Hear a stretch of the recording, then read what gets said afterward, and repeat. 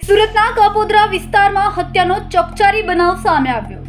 જૂની અદાવતના કારણે હત્યા થઈ હોવાની ચર્ચા। મૃતક ગુલાબચંદ પાંડે ઉર્ફ પંડિત ગુનાહિત પ્રવૃત્તિઓ સાથે જોડાયેલ હોવાનો દાવો। કાપોદ્રા વિસ્તારના મુર્ગા કેન્દ્રની બાજુમાં ચપ્પુના ઘા ઝીકીને હત્યા કરાઈ। હુમલો કર્યા બાદ આરોપી ઈસમો ફરાર થઈ ગયા હતા। પોલીસે તપાસ શરૂ કરી હત્યાના કારણોની શોધખોળ ચાલી રહી છે। આ વિસ્તારના લોકોમાં ભયનો માહોલ જોવા મળ્યો।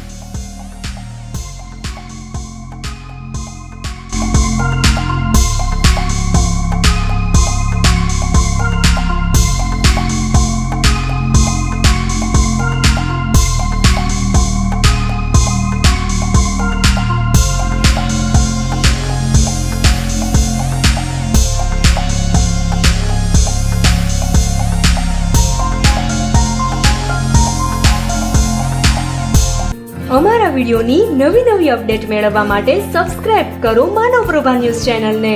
બેલ આઇકન ક્લિક કરો લેટેસ્ટ વિડિયો સૌથી પહેલા મેળવવા માટે।